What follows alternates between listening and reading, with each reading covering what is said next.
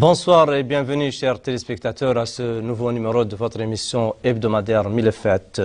Au terme d'une visite qu'il a effectuée dans notre pays du 2 au 11 mai courant, le rapporteur spécial des Nations Unies sur l'extrême pauvreté et les droits de l'homme, M. Philippe Alston, a fait une déclaration dans laquelle il a précisé, et je le cite, « La stabilité continue de la Mauritanie dans une région volatile risquerait d'être compromise à moins que les bénéfices de la croissance ne soient plus équitablement répartis. » Fin de citation. Le rapporteur des Nations Unies sur l'extrême pauvreté et les droits de l'homme, qui a décrit la Mauritanie comme un pays riche en ressources naturelles et dont le système juridique n'accepte plus l'esclavage, un pays qui a pu maintenir sa stabilité et qui a accompli plusieurs réalisations au cours des dernières années, a mis en garde contre l'extrême pauvreté qui touche, selon lui, 44% de la population rurale.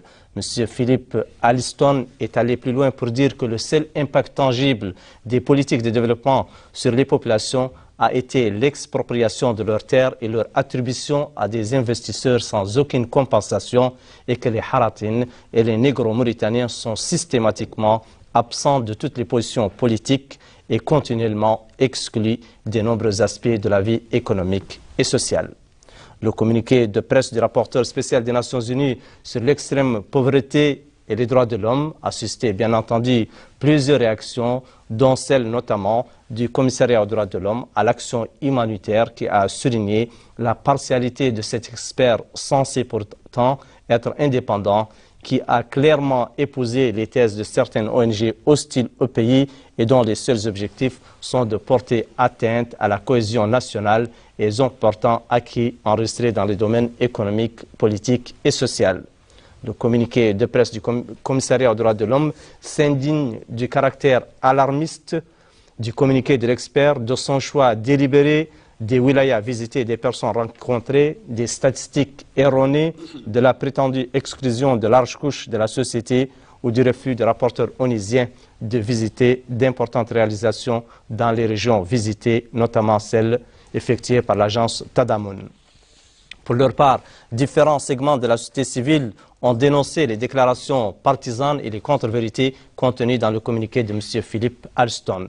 Du syndicat des journalistes mauritaniens à la plateforme des acteurs non étatiques de la Mauritanie, en passant par l'Union des journalistes arabes, le syndicat des avocats mauritaniens, celui des médecins dentistes et les ONG mauritaniennes dotées du statut consultatif auprès du Conseil économique et social des Nations Unies, tous ont vivement condamné le communiqué du rapport spécial des Nations Unies sur l'extrême pauvreté et les droits de l'homme. Ce soir donc, nous discuterons des progrès accomplis par la Mauritanie en termes de promotion et de préservation des droits de l'homme, de développement économique et social, d'indépendance de la justice, de lutte contre les séquelles de l'esclavage, tout en ayant en filigrane le rapport du rapporteur spécial des Nations Unies sur l'extrême pauvreté et les droits de l'homme. Nous vous avons invité à ce sujet, sur ce plateau, M. Cheikh Saad Bou Kamara, professeur d'université, ancien ministre, ancien ambassadeur. Bonsoir, M. le ministre. Nous avons également à mes côtés Mme Fatima Tabbas, qui est professeure d'université, elle aussi. Bonsoir, Mme Fatimata. Bonsoir. Nous avons un habitué de ces plateaux, M. Mohamed Abdallahi Billil, acteur de la société civile. Bonsoir, M. Billil. Et nous avons aussi M. Mohamed El-Khayyar, qui est journaliste et spécialiste des médias. Bonsoir. Bonsoir. Et pour commencer, quelle réaction a suscité de votre part le rapport de M. Alston? Commençons par vous, M. Cheikh Saad Bou Kamara. Merci. Mes remerciements vont à travers vous à la télévision mauritanienne. La lecture du rapport ou du communiqué de presse de l'envoyé des Nations Unies, le rapporteur des Nations Unies sur l'extrême pauvreté et les droits de l'homme, suscite chez moi trois types de sentiments. Un premier sentiment, en tant que citoyen de ce pays, je me réjouis que la Mauritanie adhère de façon opérationnelle et effective au mécanisme du Conseil des droits de l'homme, parce que la venue de cet expert, la possibilité qu'il évolue en fonction de son propre agenda et de son propre programme, et me donne un sentiment de réjouissance parce que c'est là un appel de la société civile et des acteurs mauritaniens, toutes tendances confondues, j'allais dire, pour que justement l'adhésion effective à ces mécanismes soit une réalité vécue. Et il me semble qu'à l'origine, l'accompagnement du système des Nations Unies dans son ensemble auprès des États comme le nôtre consiste justement à ce que l'on évolue par palette de façon à ce que les avancées soient notées et que peut-être les dysfonctionnements ou les incertitudes, si on peut les qualifier ainsi, soient suffisamment identifiées et portées à la connaissance de l'État pour que celui-ci prenne les dispositions. Il me semble que dans cette démarche, ce qui importe le plus, c'est surtout la volonté politique. N'eût été cette volonté politique, justement, le rapporteur spécial ne serait venu et il n'aurait pu évoluer tel qu'il a évolué. Tel que nous l'avons vu. Ça, c'est le premier sentiment. Le deuxième sentiment, c'est un sentiment d'étonnement. L'étonnement par rapport à la démarche classique d'un expert qui, et ça sont les b.a.-ba, j'allais dire, de la méthodologie de tout expert. Chacun est expert dans son domaine, disons-le tout de suite. Mais il me semble qu'il ressort très vite, je vais revenir là-dessus, il ressort très vite que ce qu'on appelle l'interrogatoire ou l'interrogation des témoins ou des divers témoins n'a pas été faite. Et donc, il me semble qu'il était important d'entendre des sons de cloche différents, voire divergents, voire opposés, ce qui manque au présent rapport.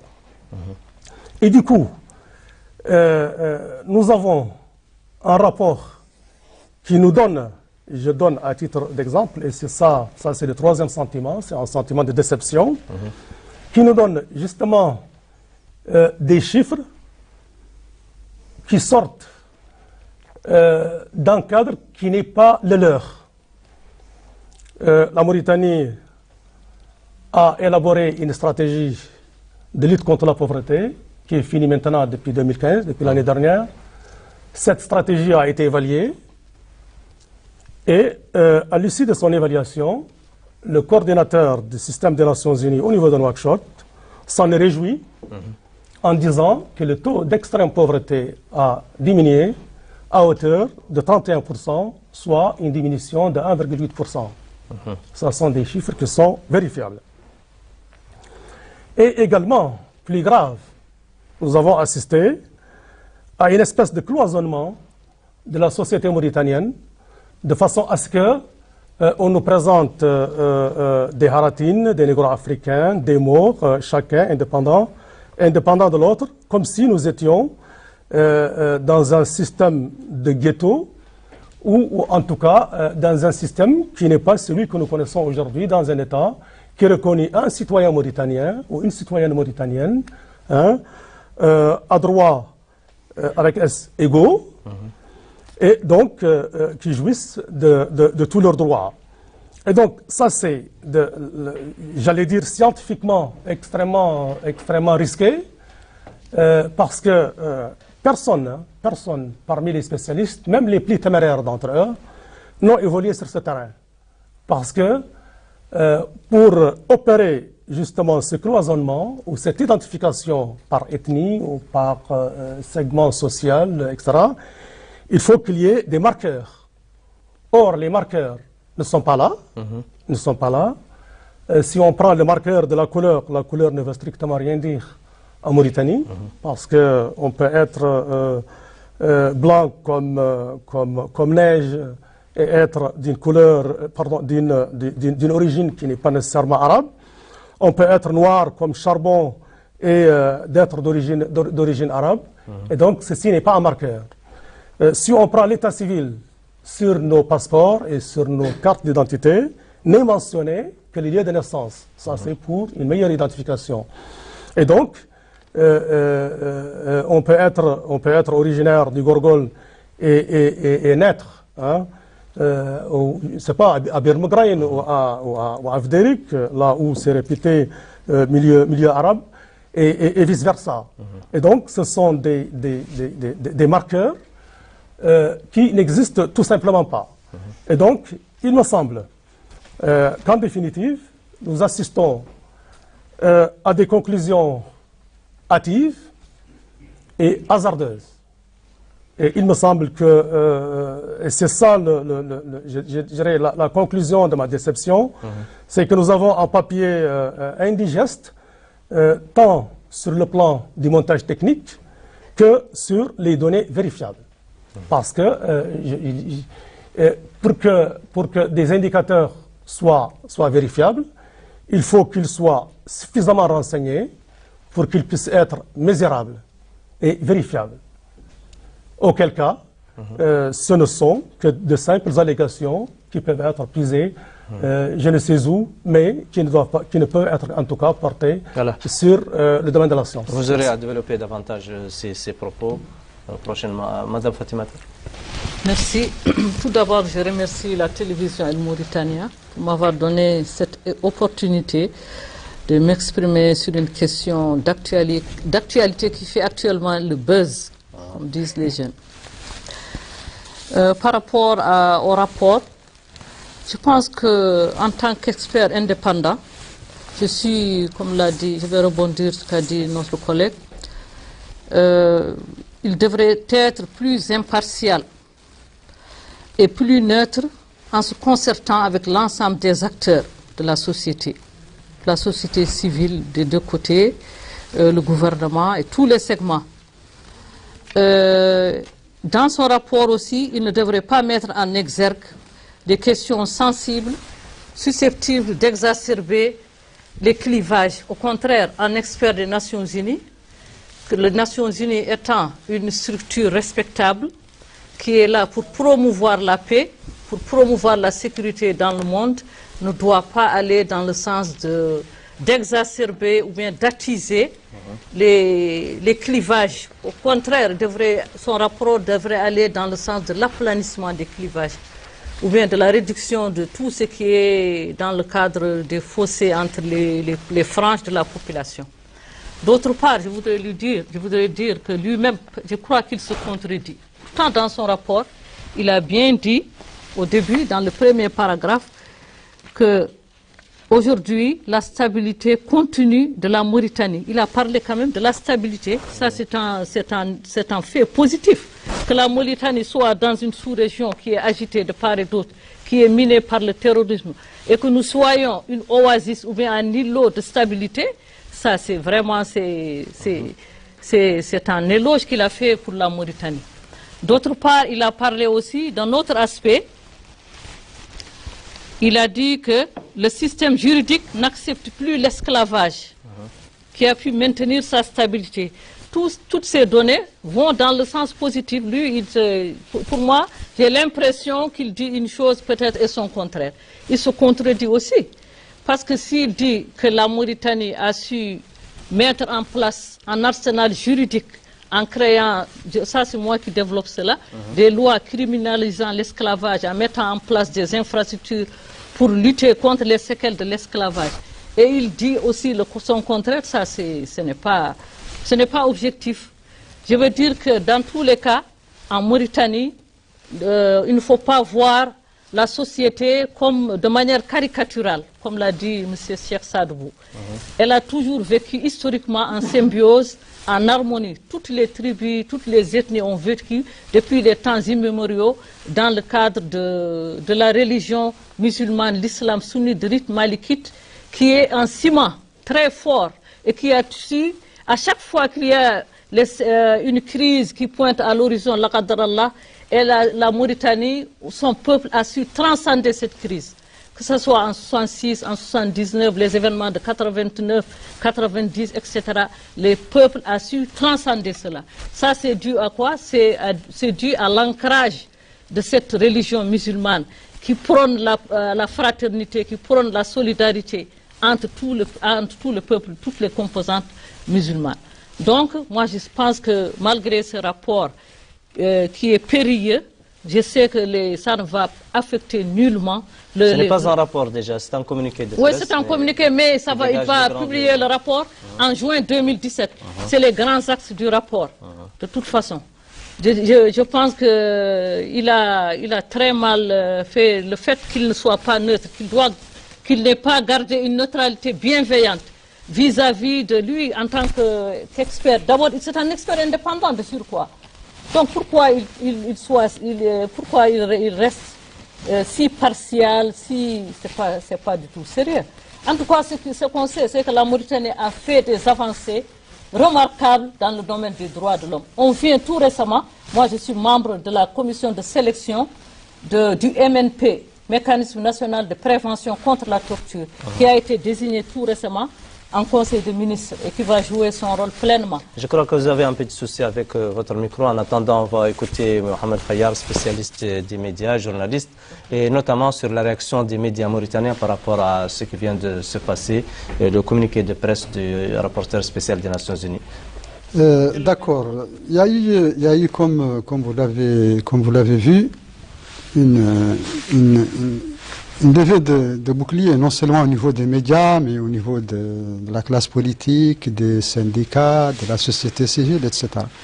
Mais d'abord, laissez-moi un peu préciser que, comme vous l'avez dit, il ne s'agit pas pour le moment d'un rapport, il s'agit d'un communiqué du rapporteur spécial des Nations Unies pour l'extrême pauvreté et les droits de l'homme. Qui est ce rapporteur?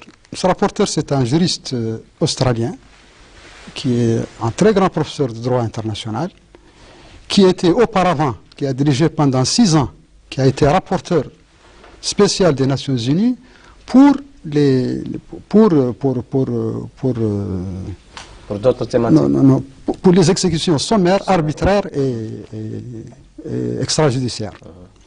Et par ailleurs, c'est quelqu'un qui a, on va dire, publié depuis très longtemps une tribune au Washington Post contre des financements de la Banque mondiale. Ça, c'est lui reconnu. Concernant le communiqué maintenant qu'il a publié et qui fera certainement l'ossature de son prochain rapport, il y a aussi lieu de préciser quel est le mandat des rapporteurs au niveau des Nations Unies. Je rappelle que le rapporteur spécial, c'est un consultant individuel. Donc il est totalement indépendant, il ne dépend pas des gouvernements, il est totalement libre de choisir les lieux de ses visites au niveau des pays visités. Donc, concernant le texte lui-même, le texte est un texte qui est reparti sur une douzaine de points, on va dire. Il a parlé de l'exclusion essentiellement, il a parlé de la mauvaise répartition des richesses, et il a surtout, l'essentiel du texte a été consacré au système de Tadammoun, l'agence de Tadammoun, dont il a justement critiqué, vraiment critiqué, le système de transfert cash, qui est le transfert d'argent. Et si vous faites un peu marche arrière, vous constaterez avec moi que tout ce programme est un financement de la Banque mondiale. Donc moi, je relierai ça, c'est-à-dire qu'au niveau idéologique du personnage lui-même, au niveau du rapport, j'ai été très aussi surpris de voir, par exemple, des images caricaturales qu'il donne pour un expert de sa renommée. Ça, c'est la première observation. La deuxième observation, lui, il parle de répartition de richesses. Mais il doit savoir qu'en Mauritanie, c'est un pays pauvre. Où sont les richesses d'ailleurs qu'on doit se répartir? Il a posé des questions aussi au niveau de Tadammoun. Je vois mal un fonctionnaire onusien ou un travailleur onusien demander à quelqu'un quelle est la couleur ou quelle est l'ethnie de ses collaborateurs. C'est comme si je vous invitais ce soir chez moi pour dîner et qu'à la porte, je vous demande, est-ce que vous n'êtes pas armé? Moi, par contre, à sa place, j'ai fait le tour hier à l'agence Tadamoun et lui, il a visité Tadamoun. Je pense qu'il pourrait encore revenir à Tadamoun et de visu, il peut voir la composition ethnique, et si vraiment cela lui tient à cœur, au niveau de Tadamoun, et au niveau des écoles, au niveau des médias, au niveau du gouvernement, au niveau du corps élu, etc., etc. J'ai été très surpris d'abord du niveau de rédaction, parce qu'il y a des images, on va dire, très caricaturales. Il y a aussi, on va dire, quelques aspects parfois moqueurs. Et je pense que le rapporteur lui-même n'a pas voulu en réalité prendre le temps d'avoir. Deuxième chose, lui, il visite la Mauritanie. Il ne faut pas oublier que son mandat, ça rapporte à l'extrême pauvreté. Or, la dernière enquête conjointe, Programme alimentaire mondial, Commissariat à la sécurité alimentaire, la plus récente, dont les chiffres remontent, je crois, à décembre 2015. C'est quelque chose de très proche. Ils ont décrit 2 zones de la Mauritanie où vraiment la pauvreté est extrême. C'est une partie, on va dire la partie orientale du Tagan et une très grande partie de Hor Sharqi. Or, ces deux régions, je précise qu'il ne les a pas visitées. On lui a indiqué 5 régions selon le tableau de pauvreté qu'il y a eu. Il en a choisi 3. C'est libre à lui, c'est son droit de le faire. Il n'a qu'à choisir, mais il n'a qu'à être, on va dire, conséquent, impartial et indépendant aussi, pour mieux prouver aux gens son indépendance. Il n'est pas là ce soir pour se défendre sur ce plateau, mais en réalité, il dit qu'au cours de sa mission en Mauritanie, qu'il a rencontré le gouvernement central, les autorités locales, les organisations non gouvernementales, des représentants d'organisations internationales et des personnes vivant dans l'extrême pauvreté à Nouakchott et dans différentes régions du pays. C'est contenu aussi dans son communiqué de presse qu'il a publié. Vous, Belil, en tant qu'acteur actif de la société civile, quelle lecture faites-vous de ce rapport? Et est-ce que la société civile mauritanienne que vous connaissez beaucoup a été réellement dans sa majorité, a eu des entretiens avec cet expert lors de sa tournée en Mauritanie? Merci de m'avoir accordé la parole. Mais auparavant, et surtout à l'intention des spectateurs et des auditeurs, je voudrais compléter la présentation de M. Philippe Alston. Il a pris ses fonctions comme rapporteur spécial sur l'extrême pauvreté et les droits de l'homme en juin 2014. Et c'est à ce titre qu'il est venu ici en Mauritanie travailler sur cette thématique. Les rapporteurs spéciaux font partie de ce qu'on appelle les procédures spéciales du Conseil des droits de l'homme. Du Conseil des droits de l'homme. Et ces procédures sociales constituent le plus grand groupe d'experts indépendants dans le système des Nations Unies des droits de l'homme. Ils constituent également les mécanismes indépendants d'enquête et de surveillance. Leur mandat consiste à traiter des situations déterminées dans un pays ou de traiter des thématiques dans tous les pays du monde. Bon, donc, notre hôte, Philippe Alston, lui, il est chargé de traiter des problèmes de l'extrême pauvreté et des droits de l'homme. Et c'est à ce titre qu'il a effectué une visite pendant 10 jours en Mauritanie. Bon, il faut aussi insister, comme l'a dit Mohamed, qu'il est indépendant dans tous les sens du mot. C'est-à-dire qu'il ne perçoit pas de salaire contre son travail. Il ne dépend d'aucune organisation, il ne dépend d'aucun État. Et il agit à titre individuel. Il est vrai, en revanche, que ses propos, que ses rapports, que ses conclusions seront nécessairement pris en considération par le Conseil des droits de l'homme des Nations Unies. Mais cette indépendance, cette mission lui confère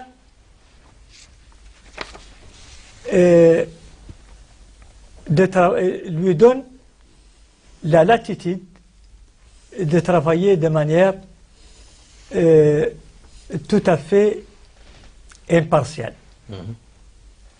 C'est-à-dire que je ne dirais pas neutre, je ne dirais pas objectif. Vous savez, la neutralité et l'objectivité, c'est des concepts assez complexes, mais on peut quand même, en tant qu'expert, on doit travailler de manière impartiale et de manière équilibrée, à savoir écouter toutes les parties prenantes, écouter tous les acteurs intéressés, et rechercher tous les témoignages, faire des comparaisons entre les chiffres, les données statistiques, et ne pas se hasarder facilement à donner des jugements de valeur. Et j'en arrive ici aux réactions suscitées par son rapport. Que dit son rapport? Son rapport, moi je l'ai reçu en arabe, établi à Genève le 11 mai 2016. Il m'a été envoyé par le bureau des droits de l'homme des Nations Unies en Mauritanie, le mardi 11 à 5h59. J'ai reçu la version arabe. Je sais que c'est une traduction, il est à l'origine en anglais. Je ne sais pas s'il a été traduit d'abord en français puis en arabe, mais en tout cas il a été traduit en anglais, en arabe. Et qui dit traduction dit nécessairement trahison. Et nous avons beaucoup de problèmes avec ces traductions, notamment les traductions de documents essentiels, de documents fondateurs, de documents stratégiques. Il y a toujours des notions, des concepts qui ne sont pas rendus toujours de manière fidèle. Je veux dire par là que son communiqué a suscité effectivement beaucoup de réactions pour les raisons suivantes. Une grande partie de l'opinion publique s'attendait à ce qu'un rapport, d'abord ce n'est pas un rapport comme on l'a dit, c'est un communiqué préliminaire, mais il dessine les tendances principales du futur rapport qui sera produit en juin 2017. Mais je crois que d'ici là, il peut encore procéder à des correctifs. Parce qu'une mission de 10 jours ne suffit pas pour donner au rapporteur spécial du Conseil des droits de l'homme des Nations Unies d'appréhender, de prendre connaissance, de s'informer sur tous les aspects d'une thématique aussi complexe que l'extrême pauvreté, accouplée de la thématique non moins complexe des droits de l'homme. Dans un pays où on ne peut pas faire le tour de 5 wilayas, de 6 wilayas en 10 jours. À cause des distances, à cause des problèmes de transport, etc. etc. Mais donc, mais ce qu'on lui reproche en réalité, c'est que quelque part, il a émis des jugements de valeur. C'est-à-dire qu'il a affirmé que les Haratines, les Négro-Mauritaniens, sont exclus, qu'il y a une politique délibérée de les exclure des grands postes de décision, de les marginaliser, de les exclure de la richesse. C'est un jugement de valeur lourd de conséquences. Il a donné même des statistiques sur le pourcentage de ces deux couches. Il a dit qu'elles représentent les 2 tiers. Or, les statistiques à caractère ethnographique sont hasardeuses et sont surtout périlleux et aléatoires. Parce qu'il faut quand même des sources d'information assez fiables. Donc, il faut des agences spécialisées qui font des enquêtes scientifiques et qui donnent des chiffres qui ont obtenu la validation d'experts indépendants qui reçoivent le consensus de plusieurs sources, etc. etc. C'est en tout cas périlleux. Même nous, en Mauritanie, nous ne pouvons pas nous hasarder à faire ce genre de recensement. Donc, quelque part, les ONG, les institutions publiques, et probablement même des partenaires techniques et financiers, des syndicalistes, se sont offusqués un peu d'entendre ce genre de jugement de valeur, ce genre de statistiques, ce genre de chiffres. Et aussi donner un chiffre de 44% pour l'extrême pauvreté, alors qu'il y a des agences des Nations Unies ici, il y a des partenaires techniques et financiers, il y a l'Union européenne, il y a qui travaillent sur cette thématique, qui ont des programmes et des projets à travers lesquels ils accompagnent le gouvernement mauritanien pour réduire cette extrême pauvreté. Je crois que les chiffres qu'il a donnés ne concordent pas forcément par les chiffres que les autres répandent. Et selon vos informations, Belil, est-ce qu'il a pris contact avec la majeure partie de la société civile mauritanienne? Je peux attester quand même que personnellement, j'ai été invité par le bureau des Nations Unies chargé des droits de l'homme en Nouakchott pour assister à une réunion. Mais elle devait débuter à 14h30 pour finir à 16h30. Je l'ai confondu avec une deuxième réunion et je suis venu exactement à 16h30 au moment où il levait la séance. Et donc je n'ai pas eu la chance d'assister à cette réunion. Et à cette réunion, j'ai vu quelques acteurs de la société civile, quelques militants des organisations des droits de l'homme, et j'ai demandé personnellement à le voir, à obtenir avec lui une audience spéciale. Mais il est parti sans que je puisse avoir la chance de le rencontrer. Mais j'aurais souhaité que dans le cadre des rencontres avec la société civile, qu'ils prennent quand même contact avec certaines structures nationales de la société civile.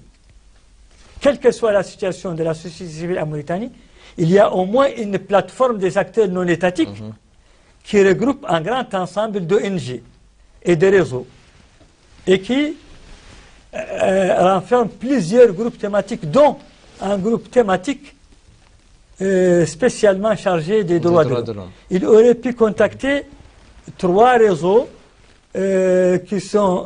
qui mutualisent au sein d'une plateforme que l'on appelle la rencontre citoyenne. Ces 3 réseaux sont le FONAD, la coalition mauritanienne Publiez ce que vous payez, les RPC, les réseaux des ONG chargés qui travaillent sur la citoyenneté, et ils ont un siège, ils ont une adresse.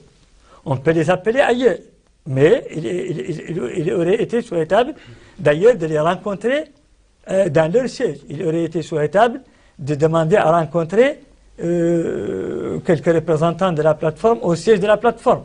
Et il a sûrement rencontré des acteurs de la société civile, mais il ne les a pas tous rencontrés et il ne pourrait même pas les rencontrer tous. L'idéal serait tout simplement, en tout cas, de ne pas négliger certaines grandes structures et certaines grandes plateformes qui sont reconnues même par le système des Nations Unies et qui sont reconnues par les partenaires techniques et qui auraient été pour lui d'un grand soutien, d'un grand appui.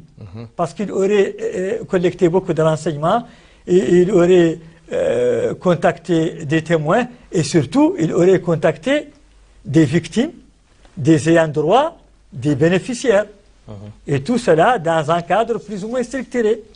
Quitte maintenant à ce qu'il organise lui-même d'autres rencontres ailleurs ou que le Bureau des Nations Unies des droits de l'homme, et c'est son droit, et d'ailleurs ils font leur travail, à chaque fois qu'il y a une mission, ils informent un certain nombre d'organisations de la société civile, ils les invitent à des réunions, ils nous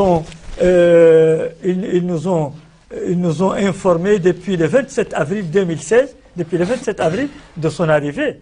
Ils nous ont envoyé un message. Et quand il est venu, ils ont organisé des réunions. Moi, en tout cas, j'ai été programmé dans l'une de ces réunions. Mais je crois que c'est une question de méthodologie. Et ce qu'il ne faut surtout pas, c'est essayer de préjuger sur certaines organisations ou de sélectionner certaines organisations ou de privilégier les opinions de certaines organisations par rapport à d'autres. Sinon, sûrement, il a rencontré Voilà, c'est clair. des organisations de la société civile. Mais je voudrais tout simplement dire que sa mission, c'est ça. Évidemment, en tant que rapporteur, on s'attend à beaucoup d'impartialité, de neutralité, et surtout d'un accompagnement. Parce que le rôle des Nations Unies, c'est d'accompagner les pays en voie de développement, les pays sous-développés, de les accompagner, de les assister, de les appuyer. Et donc, leurs experts aussi doivent aller dans le même sens. Il ne s'agit pas seulement de soulever les manquements, les lacunes, qui existent bien sûr, et que personne ne peut nier, et qu'il faut bien reconnaître, mais il faut surtout, pour les Nations Unies, essayer de promouvoir et d'encourager les avancées et d'essayer d'aider ces pays à surmonter leurs difficultés, à surmonter les obstacles et à les dépasser. Et voilà, je crois pourquoi il y a eu ce tollé un peu. Monsieur Cheikh Sadbou, le rapporteur spécial des Nations Unies, dénonce aussi les politiques de développement qui, sur un ton satirique ou comique, dit que leur seul impact tangible était l'expropriation des populations de leurs terres et leur attribution aux investisseurs à grande échelle, et cela sans aucune compensation. Merci. Permettez-moi de revenir un peu sur le cadre stratégique de lutte contre la pauvreté, qui n'est pas seulement une stratégie de lutte contre la pauvreté pour la Mauritanie. Je rappelle que maintenant nous sommes en phase de préparation de la stratégie de croissance accélérée de prospérité partagée jusqu'aux horizons de 2030. Mais ce cadre stratégique constitue également, j'allais dire, le cadre de partenariat avec, j'allais dire, les amis de la Mauritanie. Et donc tous les partenaires de la Mauritanie inscrivent ce qu'on appelle l'aide au développement dans l'un des axes de cette stratégie. Et donc, c'est pour que l'on soit en phase de façon globale avec les objectifs de développement du millénaire. Voilà. Et donc, par rapport à cette expropriation qui fait réjaillir la question foncière, je suis étonné que l'on abuse de certains concepts. Expropriation, spoliation, extra, surtout par rapport au foncier rural. Je crois que ça hasarder également sur ce terrain, c'est méconnaître deux impératifs, ou deux faits. D'abord, par rapport à l'histoire socio-économique de ce pays, histoire, j'allais dire, contemporaine, et très récente, parce qu'on est aux années 80, il y a eu un grand barrage, le plus grand barrage, j'allais dire, sur le sol mauritanien, en l'occurrence le barrage de Foumgleita, qui a presque englouti une quarantaine de villages. 40 villages étaient impactés par ce barrage-là, soit par la retenue, soit par les aménagements en aval. Et donc, les gens étaient là, c'était des terres vivifiées, pour certaines d'entre elles. C'était soit des terres du Wallo, soit des terres d'Iri, soit des terres, des cultures derrière barrage, ou des cultures pluviales. Et il s'agissait de citoyens mauritaniens qui ont perdu leurs terres. En compensation de quoi? En compensation de l'intérêt général, qui était décidé par les dirigeants d'antan. Et on n'avait pas crié expropriation. Nous sommes en dehors de la vallée, en dehors de la zone couverte, j'allais dire, par les activistes, qui prennent en charge justement cette question-là, pour en faire un sujet de débat et un sujet, j'allais dire, de mobilisation. Or, nous sommes dans un pays en développement. Et pour que nous réussissons, j'allais dire, notre émergence, pour prendre un mot très à la mode aujourd'hui, il nous faut exploiter, dans la mesure du possible, toutes les ressources, partant d'un principe que les ressources sont en patrimoine national. En patrimoine national. Et donc, du coup, les terres agricoles, au niveau de la vallée, qui constituent un potentiel de à peu près 130 000 hectares, hein, dont 40 000 seulement, ça c'est la plus grande estimation, donc 40 000 seulement sont exploités, et dans quelles conditions, hein, je crois que la Mauritanie ne peut pas se permettre, après avoir contribué à la construction du barrage de Diama, qui a fait de la vallée ce qu'elle est aujourd'hui. Avec la désertification, avec l'avancée du désert, s'il n'y avait pas le barrage de Diama, je ne suis pas sûr que les terres de la vallée auraient gardé leur valeur que nous voyons aujourd'hui. Or, qu'est-ce qui se passe aujourd'hui? Nous avons des terres incultes, qui sont complètement incultes, qui, au vu de l'ordonnance 83-127 et ses décrets d'application, doivent être versés dans le domaine public, parce que la terre appartient à l'État. Et donc, une terre inculte, c'est une terre où il n'y a pas de vivification. Donc, l'ihya, comme on dit, et c'est un principe aussi bien dans le droit moderne, en l'occurrence l'ordonnance 83-127 et ses décrets d'application, et également dans la charia islamique. Nous sommes quand même un pays musulman.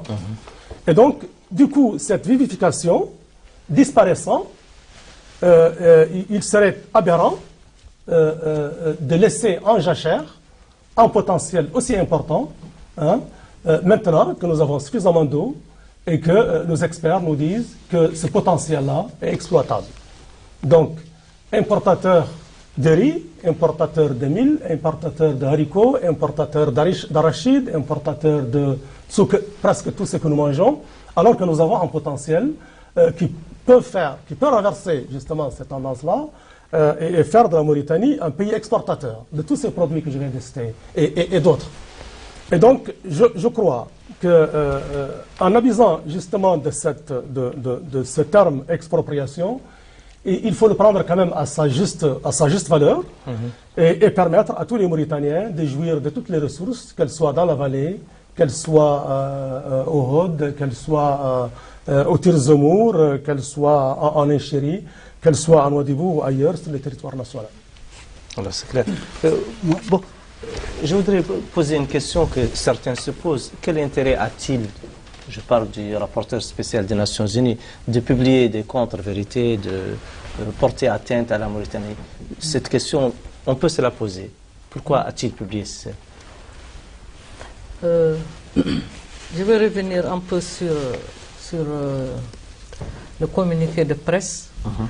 Il a reconnu lui-même que des réalisations importantes ont été faites au cours de ces dernières années, en particulier en ce qui concerne les zones urbaines. Ça, c'est lui-même qui l'a dit. Moi, je ne sais pas dans quel intérêt il a aucun intérêt personnellement à le faire. Parce que j'ai eu à le dire tout de suite, quelqu'un qui est du système des Nations Unies, normalement, il doit avoir une vision plus équilibrée. Et il ne doit pas aller dans le sens d'attiser les choses qui peuvent susciter des réactions de part et d'autre au niveau d'un pays comme la Mauritanie où il y a des composantes, beaucoup de composantes.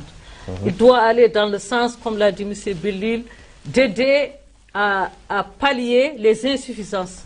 D'autant plus qu'il y a eu beaucoup de choses qui ont été faites dans le cadre du développement durable de ces pays, tant au niveau des infrastructures, tant au niveau des institutions démocratiques, l'ancrage de la démocratie, tant au niveau du développement d'une manière générale. Donc lui, nous n'avons pas dit que tout a été fait, tout est rose. Beaucoup d'avancées ont été faites, mais il reste encore des choses à faire. Et le rôle des Nations Unies, c'est de promouvoir justement le développement des pays, de promouvoir la paix, de promouvoir la stabilité dans un monde qui est, où le défi majeur est aujourd'hui le terrorisme, la lutte contre le terrorisme, la lutte contre les narcotrafiquants, dans une sous-région qui est agitée, ou à côté où nous avons le Mali qui est notre pays frère, qui connaît justement ces problèmes. On ne doit pas attiser, on ne doit pas mettre de l'huile sur le feu. Ça, moi, je ne sais pas quel intérêt il a. Normalement, ce n'est pas normal.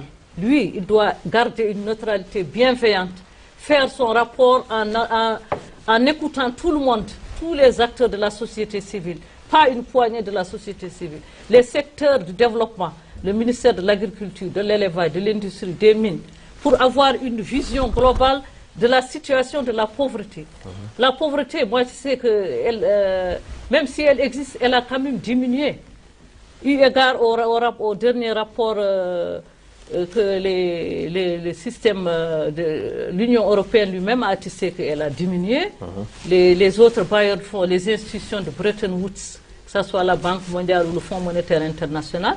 Donc nous aussi, nous avons nos statistiques. Nous ne sommes pas là à attendre qu'on nous fasse des choses. Il devrait se concerter. Le rapport doit être, ou bien le communiqué doit être consensuel, issu de beaucoup de concertation, beaucoup de discussions, de dialogue. Donc, il ne doit en aucun cas, dans tous les cas, les Mauritaniens sont mûrs, le peuple mauritanien est soudé, le peuple mauritanien est uni. Ce n'est pas un rapport de ce genre qui va essayer de le déstabiliser. Ils sont conscients de tous les dangers, ils sont prêts à transcender tous les problèmes ou bien toutes les problématiques. Je vais revenir un peu sur Tadamoun. Parce que lui, pourquoi il n'a pas voulu, il n'est pas allé, il est allé dans 3 régions. Le Brakna, le Gorgol et le Trarza. Pourquoi il n'est pas allé dans les Hauts, l'un des deux Hauts de Charqi, Hauts de Gharbi, Assaba? C'est en fonction de son agenda, il n'a que 10 jours à passer en Mauritanie, il ne peut pas quand bien même par rapport aux séquelles de l'esclavage, par rapport aux droits de l'homme, il devait aller dans ces zones, dans ces Adouaba, où il y a un programme qui a été mis en œuvre depuis quelques années dans le cadre de ce qu'on appelle l'éducation, le programme d'éducation dans les zones prioritaires, les ZEP, où il y a un enseignement qui est dispensé, un enseignement. Parce que la promotion ou bien l'émancipation de ces franges ne peut se faire que par le biais de l'éducation, par le biais de l'alphabétisation fonctionnelle, par le biais de la formation. S'il n'y a pas d'éducation, il n'y a pas de formation, il n'y aura pas d'émancipation. D'où l'importance du programme d'éducation dans ces zones prioritaires. Il devait aller là-bas pour voir constater les infrastructures en matière d'éducation scolaire, les infrastructures sanitaires, l'hydraulique villageoise qui a été déployée dans ces zones, dans ce qu'on appelait naguère le triangle de pauvreté qui est devenu le triangle de l'espoir. Actuellement, dans la zone de Boura, dans la zone de Barkéol, dans la zone de Mbout, il y a l'aspect désenclavement qui est extrêmement important avec la mise en place des infrastructures routières. Cette zone était complètement enclavée pendant l'hivernage. Maintenant, les gens peuvent circuler librement. Donc, moi, je pense que lui, il a escamoté son communiqué là. Il a escamoté, il n'est pas allé dans le fond des choses pour avoir un rapport objectif. Le rapport est plus ou moins subjectif parce qu'il y a eu des réalisations concrètes qui ont été faites. Il devait les voir, les évaluer et nous dire maintenant il y a des insuffisances de ce côté ou de ce côté-là. Mais ex nihilo comme ça, aller dans 3 wilayas sur 12 ou bien sur 15 même, ne pas aller dans les wilayas où il y a des programmes ou bien les réalisations qui ont été faites par une agence. D'autre part, je vais rappeler une chose. Le régime actuel, il n'est pas comptable ni du passif humanitaire, ni des séquelles de l'esclavage. Mais compte tenu de la continuité de l'État, le régime actuel, depuis sa prise de pouvoir en 2008, il a décidé d'aller vers la résolution de ces problèmes. Le problème de retour des déportés, plus de 23 000 sont revenus. Le problème après le retour, il y a eu des insertions, des financements, ainsi de suite, avec l'agence d'abord de l'ANAR, qui est actuellement intégré au sein de l'agence de Tadamoun. Il ne faut pas occulter cet aspect. Voilà. Avec les ayants droit eux-mêmes et les séquelles de l'esclavage aussi. On est en train de chercher des solutions avec Tadamoun et autres. Donc il ne faut pas nier cela, c'est important. Justement, pour étayer vos propos en termes d'éducation, je rappelle que l'agence Tadamoun a jusqu'ici réalisé 22 écoles construites, 15 écoles et 4 collèges en cours de construction et 44 salles de classe complément des écoles existantes. Khayar, vous voulez réagir après je reviendrai. Oui. Vous avez quand même raison, c'est quand même assez intriguant. Quel intérêt a-t-il derrière tout ça? Moi, je crois que le rapporteur est venu dans un pays où les autorités véritablement ne cachent rien. quand on est aujourd'hui au top... Et qu'il a été assisté d'ailleurs par, oui, oui. par des responsables du commissariat Voilà. de l'ONU. Non, ils lui ont proposé cela. Lui, son mandat, il est déjà pris en charge par le bureau local des droits de l'homme, qui a été ici ouvert en 2010. Et il a l'assistance des autorités des États visités. Donc c'est ça la procédure. Je rappelle aussi que la procédure n'est pas très fréquente. C'est-à-dire que le mécanisme lui-même n'a été introduit qu'en 1998. Jusqu'ici, je crois qu'il y a eu une quinzaine, une douzaine de rapporteurs qui ont visité quelques pays. Et en général, le rapporteur spécial, il vient dans des pays où il y a des crises. Il y a de véritables crises. De temps en temps, certains pays qui ont fait des avancées démocratiques s'offrent justement ce luxe de l'inviter parce qu'en réalité, ils n'ont rien à cacher. Quand on est un pays où on est au top, à partir de cette année, la Mauritanie est entrée dans le top 50 en matière de liberté de presse. En 2010, elle a passé son premier examen périodique universel devant le Conseil des droits de l'homme. En 2015, elle a réussi aussi son second passage. Ça veut dire quoi? Ça veut dire que je ne vais pas m'étaler sur les statistiques assez fantaisistes qu'ils ont données, sur la comptabilité de couleurs, sur les genres ou sur les ethnies. Je crois que ça, c'est pas très crédible. Je crois que les rapports de la Mauritanie devant soit les grandes institutions internationales connaissent qui est en Mauritanie, quelle est la composition de la Mauritanie, quelles sont les langues de la Mauritanie, etc. etc. Ce qui est intriguant, c'est que sur les 12 points, le texte est resté vraiment très et cruellement pauvre en données et en sources. La seule fois où il cite des sources, ce sont des interlocuteurs avec lesquels je me suis entretenu, point à la ligne. Par exemple, prenons l'enrôlement. Quand il dit qu'au niveau de l'enrôlement, quand il a demandé aux autorités quel est le nombre de gens qui sont en âge d'obtenir la liste, la pièce d'identité, ils lui ont dit qu'ils ne le savent pas. Or, vous savez tous comme moi, et tout le monde entier le sait, parce que c'est publié sur les sites de l'agence de l'enrôlement. Et jusqu'à, je crois, une période récente, ils publiaient au jour le jour le niveau d'avancement des pièces déjà fournies. Ça, c'est un. De deux, il y a l'Office national de la statistique. Si, par exemple, on ne sait pas les gens, par exemple, qui n'ont pas encore obtenu de la pièce d'identité, ça c'est faux. Comment on peut faire des élections?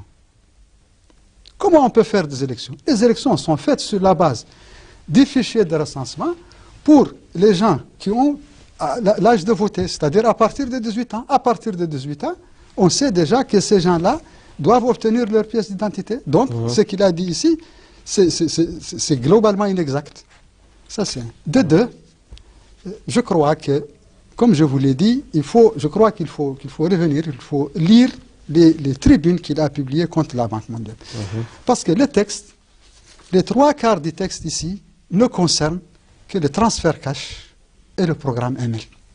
Au niveau du programme ML, il fait ressortir des contradictions monumentales. Il dit, par exemple, il reconnaît que la Mauritanie, avec son plan d'urgence, elle a pu dépasser une certaine crise, due à la sécheresse. De surcroît avec ses propres moyens, c'est-à-dire avec les moyens de l'État. Ça, il le reconnaît. Ce programme, il dit qu'il a été reconduit pour une deuxième année. Et ça commence même à s'éterniser. On sait que c'est un programme assez énorme qui fait, par exemple, 22 ou 23 milliards. Donc, la Mauritanie, de 2008 jusqu'à présent, elle a supporté 3 crises de sécheresse. Ajoutez à cela des chutes des prix de produits d'exportation. Pour 2015, on a eu, par exemple, on a eu un manque de 100 milliards, figurez-vous. S'il y avait une mauvaise répartition des biens, et comment cela doit se voir? Lui, cette mauvaise répartition, avec l'effet de ces crises successives, cela doit se voir sur le terrain. Cela doit se voir, par exemple, au niveau des administrations, au niveau des entreprises, pour des entreprises qui n'ont pas payé leurs employés, ou pour des queues devant les stations-service pour des gens qui n'ont pas de carburant, ou devant les transports. Il n'y a pas de transport aujourd'hui parce que on est en crise. Les litres, par exemple, a fait tel et tel et tel. Mais où sont les effets sur le terrain de la crise? Moi, le rapport, je crois que si le rapporteur a des problèmes sérieux à régler avec la Banque mondiale, c'est son droit. Il écrit tous les jours des tribunes contre la Banque mondiale. Il n'a qu'à les régler avec elle, mais laisser la Mauritanie tranquille. Ok. Belil? Oui, bon, la question est effectivement pertinente. Pour quel intérêt a-t-il à déformer? Bon, mais nous avons dit qu'il faut retenir ceci. C'est un expert spécial, c'est un expert indépendant. Il travaille de manière volontaire. Il ne doit rien à personne. Les Nations Unies ne les payent pas, les États ne les payent pas. Il siège à titre individuel. Cela veut dire aussi que ses opinions n'engagent que lui. Mais on peut en tenir compte, on peut les prendre en considération, peu ou prou, mais il n'engage que lui. Il ne représente pas les Nations Unies. Il travaille pour les Nations Unies. Il fournit un travail d'expert au Conseil des droits de l'homme des Nations Unies. Le système des Nations Unies ici fonctionne, travaille avec la Mauritanie sur plusieurs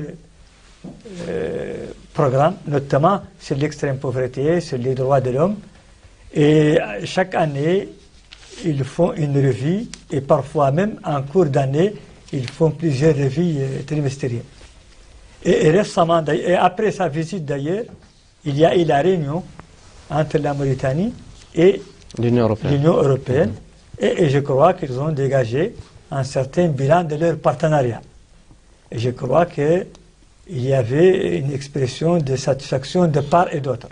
C'est-à-dire qu'il faut distinguer le travail de l'expert, ça l'engage, ce sont ses opinions. On peut, comme je l'ai dit, dans 10 passages, dans les 3 premiers passages, il a reconnu la stabilité de la Mauritanie, malgré l'environnement. Il a reconnu les progrès réalisés au cours des dernières années en matière de juridiction contre l'esclavage. Il a reconnu ça dans le 2e passage. Dans le 3e passage, il a reconnu les avancées, les acquis, les réalisations, notamment en milieu urbain. Et dans les autres 7 passages, il a donné quelques jugements de valeur qui, effectivement, prêtent à équivoque ou à confusion ou soulèvent des questionnements. Parce que, comme je l'ai dit, donner des statistiques sur les ethnies, sur les catégories sociales, c'est périlleux, c'est hasardeux, mais c'est aussi aléatoire. Et ce n'est pas, peut-être, de notre point de vue, dans notre entendement, le rôle d'un expert qui doit être impartial, qui doit avoir des réserves par rapport à la prise de position sur certaines questions sensibles et qui peuvent même soulever des problèmes internes, alors que la mission des Nations Unies, c'est une mission d'accompagnement, une mission de paix, une mission de progrès, etc. On peut aussi s'étonner quand il dit qu'il y a comme une politique délibérée, une politique voulue de marginaliser les Haratines et les négro-africains de tous les postes. Et il a généralisé, sans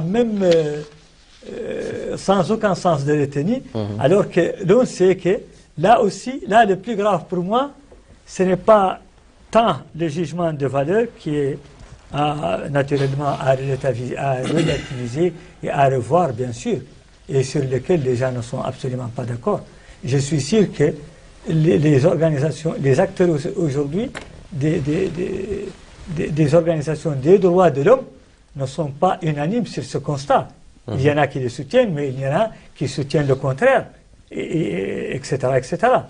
Mais ce qui est grave ici, c'est le fait de nier les résultats du combat de ces couches durant ces dernières années pour avoir plus de liberté, pour avoir plus un cadre de participation, pour exiger certaines lois, pour exiger certaines mesures en leur faveur. Je crois que c'est le fruit de leur labeur. Ce qui s'est passé en matière de juridiction contre l'esclavage, c'est le fruit d'un combat mené également par les organisations des droits de l'homme, par les acteurs des droits de l'homme, par les victimes, par les organisations de la société civile, aussi bien que par les autorités publiques, que par les partenaires techniques et financiers. Et donc c'est le fruit d'un combat, il ne faut pas le nier et il ne faut pas décourager les acteurs qui doivent s'approprier les résultats de leur combat et essayer de le préserver, de le promouvoir et de le développer. Également aussi, quand on dit que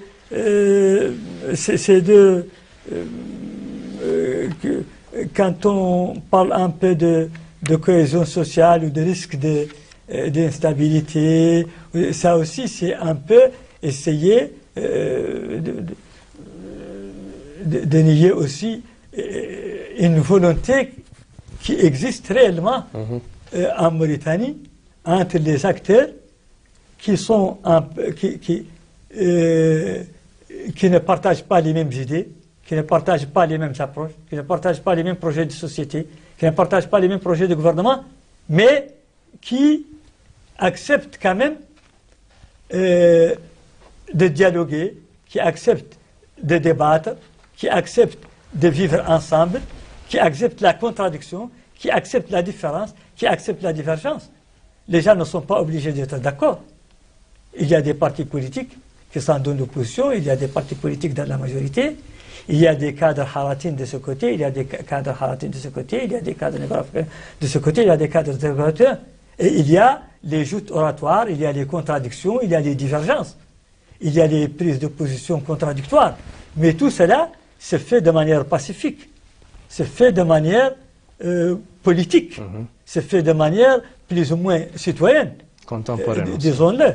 C'est-à-dire que c'est là un acquis pour la Mauritanie dans son ensemble. Et pas seulement pour le gouvernement ou pour les autorités, mais c'est aussi un acquis pour les couches sociales, pour les couches laborieuses, pour les forces vives, pour les syndicats, pour les organisations de la société civile, pour les organisations. Et il mérite d'être encouragé et d'être accompagné et d'être appuyé au lieu d'être découragé. Là aussi, il ne faut pas décourager les partenaires techniques et financiers qui investissent, qui financent, qui appuient, qui assistent et qui essayent de booster le développement en Mauritanie, d'accompagner la Mauritanie vers plus de progrès. Lui, il dit dans un paragraphe que les donateurs, que les bailleurs de fonds n'ont pas réussi à encourager le gouvernement à mettre en place une approche sur des principes et sur une bonne méthodologie. Et que peut-être même que ces bailleurs de fonds eux-mêmes n'accordent pas assez d'importance à la coordination de leurs actions dans le pays et à leur accompagnement. Et c'est quand même aussi un autre jugement de valeur et qui est, je crois, à mon avis, inopportun. Parce que ces bailleurs de fonds, ils investissent leurs moyens, ils investissent leur temps, et à chaque fois, ils font un bilan, ils font une revue trimestrielle, et à chaque fois, ils encouragent la Mauritanie à aller de l'avant, et à chaque fois, ils font des recommandations, tout en soulignant les lacunes, les contraintes, les limites. Et ils savent qu'ils sont dans un pays en développement, qui a ses limites, qui a ses contraintes, qui sont nombreuses, et qui sont parfois très coriaces, et qu'il faut l'accompagner à aller de l'avant, parce que c'est facile de critiquer, c'est facile de souligner, mais déjà qu'on est un pays en développement, déjà qu'on est un pays qui vient de loin, déjà qu'on est un pays qui n'est pas encore suffisamment familiarisé avec la bonne gouvernance, avec la démocratie, avec l'état de droit, il ne sert à rien à chaque fois de nous ramener encore en arrière, de décourager nos efforts, de décourager nos velléités et de décourager les efforts des partenaires techniques et financiers et surtout de nier les résultats de notre combat, du combat de notre peuple, les réalisations d'aujourd'hui, les acquis d'aujourd'hui qui existent sont le fruit du combat, des efforts conjugués de tous les acteurs étatiques et non étatiques dans le pays. Voilà. Et les acteurs non étatiques, notamment dans la société civile à laquelle j'appartiens, ne cessent de demander plus, de revendiquer plus de progrès, mais ils sont en même temps soucieux de s'approprier les résultats et de les préserver et de les consolider.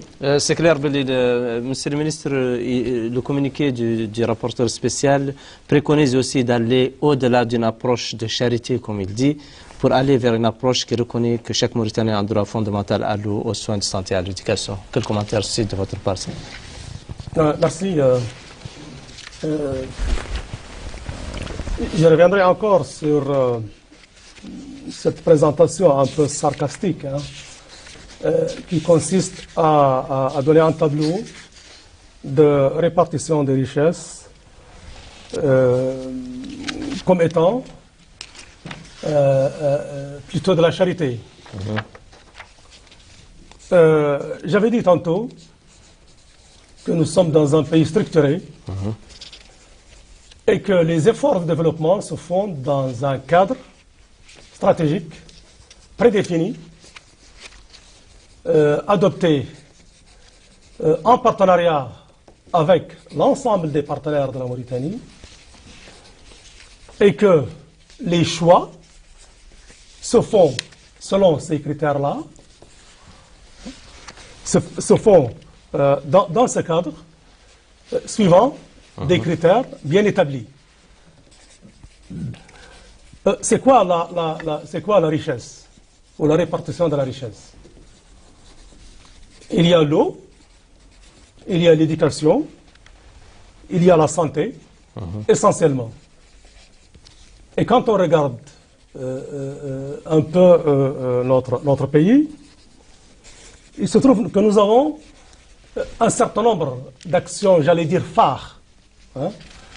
Ça sont les actions qui sont faites par l'État, qui a la possibilité de mobiliser les financements, soit au niveau interne, soit au niveau externe, auprès de ses partenaires. Je donne à titre d'exemple pour l'eau 3 grands projets.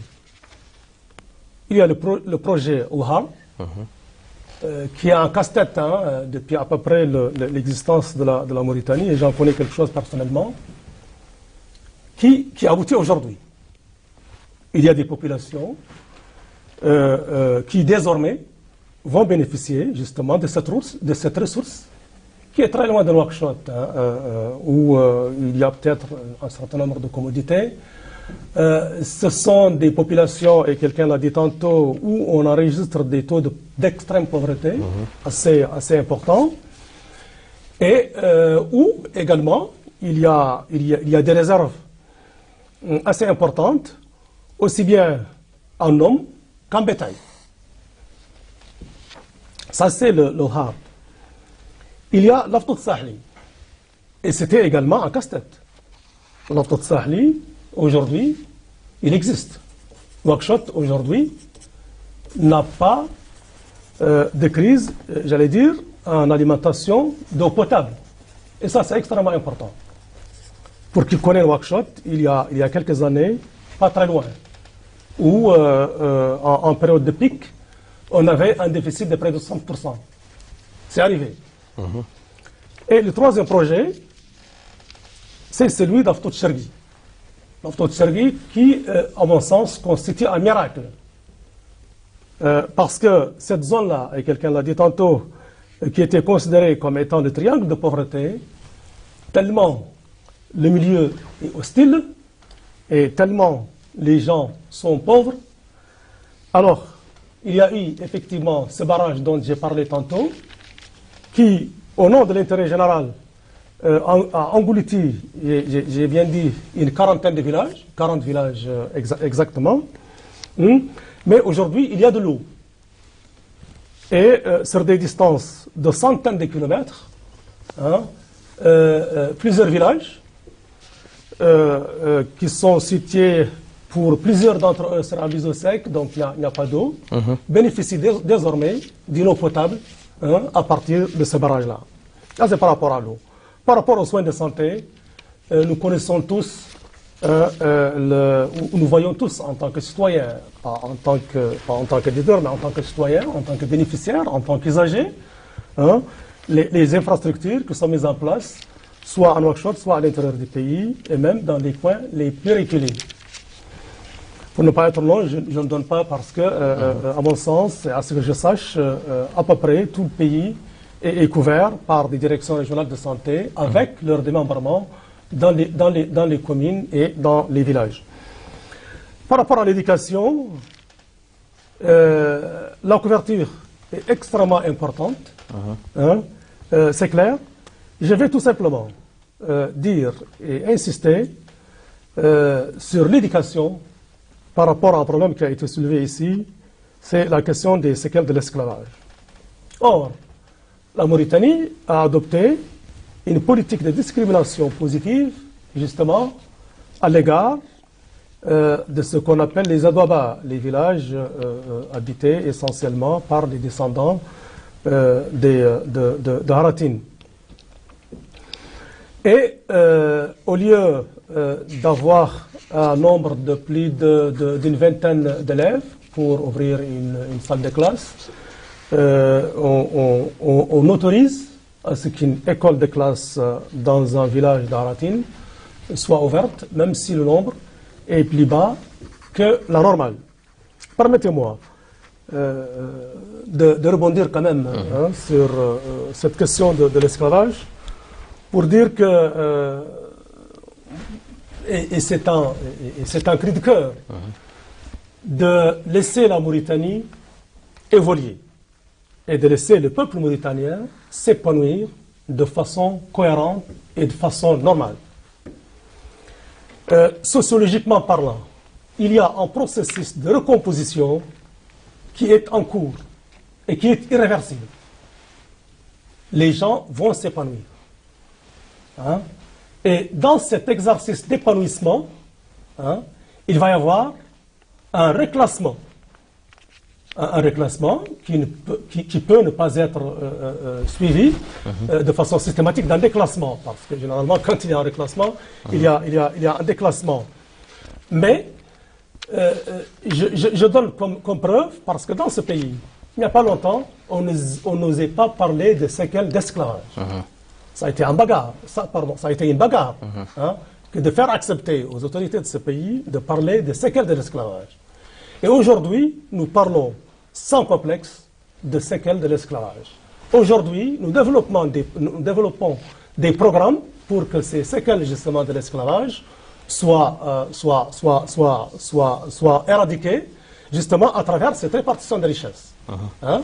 Et fondamentalement, l'éducation, et fondamentalement la formation, j'allais dire, qualifiante, hein, et d'autres programmes spécifiques en direction des gens, justement, qui en sont demandeurs ou qui sont considérés comme étant peut-être des victimes. On n'a plus beaucoup de temps, vous aurez la parole juste après, en 2 minutes pour chacun d'entre vous. Nous savons tous que la Mauritanie, dans sa majorité, rejette des allégations contenues dans ce communiqué. Le rapporteur établira son rapport final en juin 2017. D'ici là, ne peut-il pas corriger le tir? Ne peut-on pas mettre à sa disposition toutes les informations nécessaires pour qu'il établisse un bon rapport? À votre avis? Il peut bien, pourquoi pas.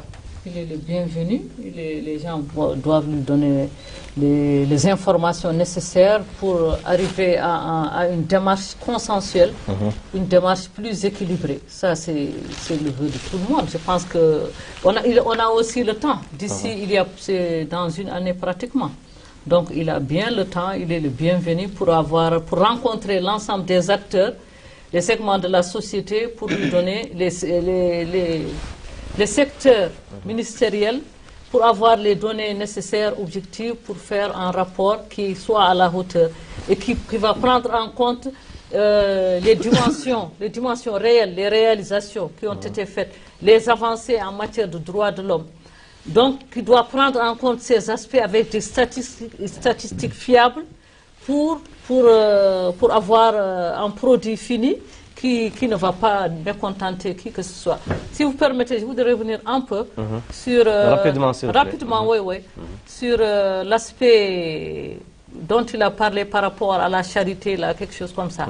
Je rappelle que tout récemment, lors de la visite du président de la République à Néma, il a parlé en termes clairs de ce qu'on appelle la citoyenneté comme modèle de développement républicain. C'est-à-dire que chaque Mauritanien doit se sentir citoyen là où il se trouve. Les citoyens, par exemple, du nord ou bien au sud, par exemple, quelqu'un qui est ressortissant de la vallée, il doit se sentir à l'aise au nord, à l'est, à l'ouest. C'est partout en Mauritanie. Partout en Mauritanie. Donc c'est une donnée très importante. Ça va dans le sens du renforcement de l'unité nationale et de la cohésion sociale. Voilà, Mohamed. Moi, je crois que c'est un expert quand même assez intelligent. Je crois qu'on ne fait pas un travail pour que ça soit... je crois qu'il pourra toujours le corriger parce qu'un juriste quand même, un juriste comme lui, quand il parle d'expropriation par exemple, il ne pourra pas seulement étayer cela par des dires. Je crois qu'il a travaillé dans un pays, il est venu dans un pays, il doit avoir la législation dans ce pays. Qu'est-ce qu'il dit? Quand il parle, par exemple, il critique le transfert d'argent. Tout à l'heure, il a dit dans le rapport, il dit qu'il n'y a pas d'ancrage officiel. Moi, je crois qu'il n'a pas été très outillé, ou qu'il n'a pas peut-être cherché, ou qu'il n'a pas trouvé. L'ancrage officiel du Programme national des transferts sociaux, il est, c'est vrai, sous la tutelle de l'agence Tadamoun, mais son ancrage officiel, c'est un comité de pilotage. Lui, il a fait, dans son document, quand même, il est sorti avec 6 recommandations. Ces 6 recommandations ne parlent aucunement de la répartition des richesses, ne parlent aucunement des statistiques ethniques. Il a fait 6 recommandations concernant seulement la substitution du programme de transfert d'argent qui devrait se substituer le programme EMEL, tout simplement. Voilà. Belil, une minute. Oui, non, moi je crois que, je l'ai dit, lui c'est un expert qui travaille de manière volontaire et il siège de manière individuelle. Il a sa propre méthodologie, il travaille selon ses propres convictions. Bon, et naturellement, il a encore le temps d'apporter les correctifs nécessaires. Il a une année pour élaborer son rapport, mais il a surtout, je suis sûr qu'en tant qu'expert, il est à l'écoute des réactions, à l'écoute du feedback. Les experts en général ne se contentent pas seulement de leurs enquêtes de terrain, de leurs entretiens, de leurs interviews, mais aussi quand ils publient un premier rapport préliminaire ou un premier communiqué de presse comme celui-là, ils s'attendent certainement à des réactions, à un feedback. Et il y a aussi le bureau des Nations Unies chargé des droits de l'homme ici qui fait du bon travail et qui vont sûrement lui transmettre les différentes réactions. Il y a les agences des Nations Unies parce qu'ils sont intéressés. Et il y a les bailleurs de fonds qui ont été cités. Et il y a lui-même qui travaille pour sa conscience. Donc, il est soucieux de son prestige, de sa notoriété et il ne doit rien à personne. C'est un travail qu'il mène de manière volontaire, donc il y a encore toute la latitude. N'oublions pas cela. N'oublions pas cela. Monsieur Cheikh Saad Bou Kamara, 30 secondes. Merci. Moi, j'insiste sur la technique d'interroger les témoins dans leur diversité pour que le produit soit digeste scientifiquement parlant. Voilà, merci à vous tous d'avoir accepté notre invitation. Le temps qui nous est imparti est à présent terminé. Merci à vous de nous avoir suivis. Merci aux équipes techniques qui ont assuré le cadrage, la mise en onde et la réalisation de l'émission. À une prochaine émission. Au revoir.